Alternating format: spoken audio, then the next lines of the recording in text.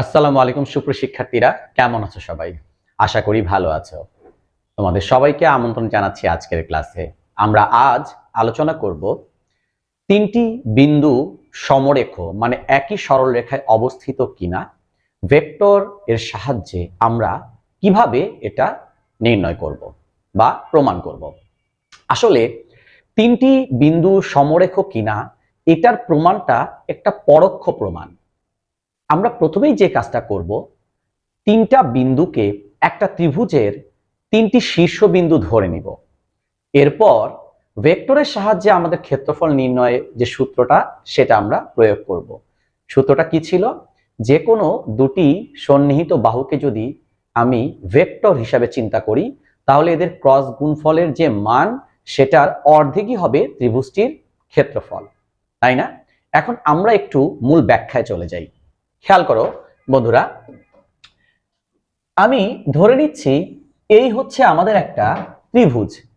এই ত্রিভুজের এ একটা বিন্দু, বি একটা বিন্দু, সি আর একটা বিন্দু। এখন এই এসিটা কিন্তু আমাদের ভূমি ধরে নিলাম।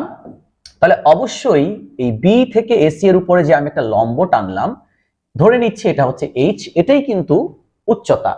তাহলে ত্রিভুজের ক্ষেত্রফল নির্ণয়ের যে সূত্র সেটি হচ্ছে হাফ ইন্টু ভূমি, আমরা এখানে ভূমি ধরেছি এসি এবং উচ্চতা হচ্ছে এইচ।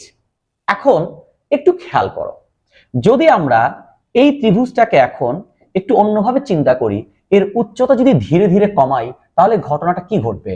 খেয়াল করো, আমরা যদি উচ্চতাটাকে কমিয়ে ফেলি তাহলে বি বিন্দু কিন্তু আগে একটু উপরে ছিল, এখন চলে আসলো একটু নিচে, এইচ কমাচ্ছি, নিচে চলে এলো। যদি আমি এই এইচটাকে আরো কমিয়ে ফেলি তাহলে বি বিন্দুটা কিন্তু আরেকটু নিচে নেমে এলো। যদি আমি উচ্চতাকে শূন্য করে ফেলি তাহলে কিন্তু আমাদের এই বি বিন্দুটা এই জায়গাটায় চলে এলো। তার মানে এ, সি এবং বি এরা একই সরলরেখায় অবস্থিত, তার মানে সমরেখ হয়ে গেল। বন্ধুরা, তখন কিন্তু উচ্চতা শূন্য হয়ে গেল। তাহলে একটু আগে আমি যে কল্পনা করেছিলাম এবিসি একটি ত্রিভুজ, সেই ত্রিভুজের ক্ষেত্রফল কিন্তু এখন half into AC into zero, I mean শূন্য হয়ে গেল।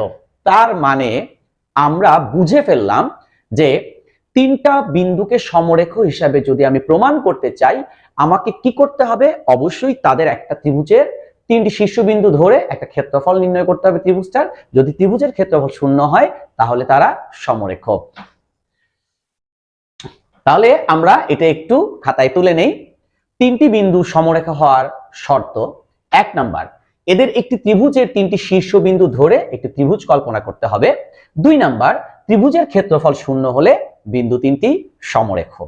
এবার আসো, তোমাদের নিশ্চয়ই মনে আছে আমরা বলেছিলাম যে এই একটা ত্রিভুজ, এই ত্রিভুজের যে কোনো দুইটি বাহু, আমি ধরে নিচ্ছি এইটা আর এইটা, একটাকে পি আর একটাকে কিউ দ্বারা আমি প্রকাশ করলাম ভেক্টর রূপে, ঠিক আছে, ভেক্টর রূপে। তাহলে এই ত্রিভুজটার ক্ষেত্রফল হবে হাফ ইন্টু পি এবং কিউ ভেক্টরের ক্রস গুণফলের মান। পি কিউ মানে পি এবং কিউ এর ক্রস নাকি কিউ এবং পি এর ক্রস, এটা নিয়ে কোনো সমস্যা নেই, কারণ মান যখন তুমি বের করবা ধনাত্মক মান আসবে। এখন তুমি বলতে পারো, স্যার আমি এটাকে কিউ না ধরে, আমি যদি এটাকে কিউ ধরে, আমি যদি এইটার সাহায্যে যদি আমি এখন ক্ষেত্রফল নির্ণয় করতে চাই, কোনো সমস্যা নাই। যে কোনো দুটি বাহুকে দুটি ভেক্টর ধরে তারপর তুমি এভাবে ক্ষেত্রফলটা নির্ণয় করতে পারবে, ঠিক আছে? আসো আমরা একটা উদাহরণ দিয়ে বুঝি। আমাদের একটা প্রশ্ন দেয়া আছে 1 2 4, 3 4 1, 5 10, -2 বিন্দু তিনটি কি একই সরল রেখায় অবস্থিত কিনা মানে সমরেখ কিনা, আমরা এটার প্রমাণটা আসো করে ফেলি। তাহলে আমরা এখন কি করলাম? আমরা প্রথমেই যে কাজটা করলাম, আমরা একটা ত্রিভুজ এঁকে নেই। আমরা ধরে নিচ্ছি এই বিন্দুটা হচ্ছে এ, 1 2 4, 3 -4 1, আর এই বিন্দুটা কত? এই বিন্দু হচ্ছে সি, 5 -10 -2। ক্লিয়ার বন্ধুরা? এখন আসো আমরা এই ত্রিভুজের যে কোনো দুটি বাহুকে ভেক্টর রূপে প্রকাশ করি। আমি ধরে নেই এটা একটা ভেক্টর এসি আর এটা আরেকটা ভেক্টর হচ্ছে এবি। তাহলে আমাদের এখন কি করতে হবে? আমাদের যে কাজটা করতে হবে, এসি ভেক্টর নিশ্চয়ই তোমাদের জানা আছে, শেষ বিন্দু থেকে আদি বিন্দু বিয়োগ, তাহলে 5 মাইনাস 1, তাহলে এটা হচ্ছে 4 আই ক্যাপ, তারপর মাইনাস 10 মাইনাস 2, তার মানে minus 12 J cap, minus 2 minus 4 I mean minus 6 K cap. এই হচ্ছে আমাদের এসি। আর এবিটা কি হবে? এবিটা হবে 3 থেকে 1 বিয়োগ, অর্থাৎ 2 আই ক্যাপ, মাইনাস 4 থেকে মাইনাস 2, তাহলে মাইনাস 6 জে ক্যাপ, আর 1 থেকে 4 বিয়োগ মাইনাস 3 কে ক্যাপ। তাহলে এবার আমরা যে কাজটা করব, আমরা এই যে আমাদের তো ক্ষেত্রফল নির্ণয় করতে হবে, তাহলে ক্ষেত্রফলটা কি? তাহলে এবিসি এর ক্ষেত্রফল, এবিসি এর ক্ষেত্রফল হবে হাফ ইন্টু, আমরা যেহেতু ধরেছি এবি আর এসি, তাহলে এবি ক্রস এসি বা এসি ক্রস এবি। ঠিক আছে, আশা করে ফেলি। তাহলে এখন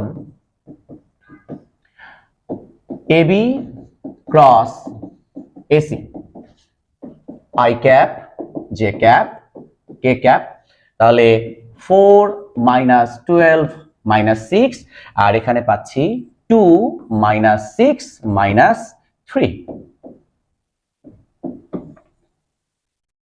ওকে, তাহলে প্রথমে আই ক্যাপ, এটা বাদ, তাহলে মাইনাস 12 মাইনাস এত, তার মানে প্লাস 36, সূত্রের মাইনাস, তারপরে মাইনাসে মাইনাসে 6 6 36, তারপর জে মাইনাস জে ক্যাপ।